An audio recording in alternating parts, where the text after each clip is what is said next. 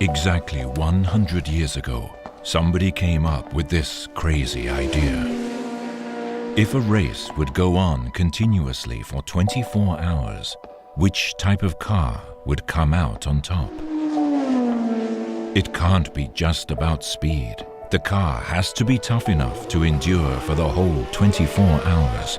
It must keep going, following the driver's every command, in the pitch-black darkness of night and in the pouring rain.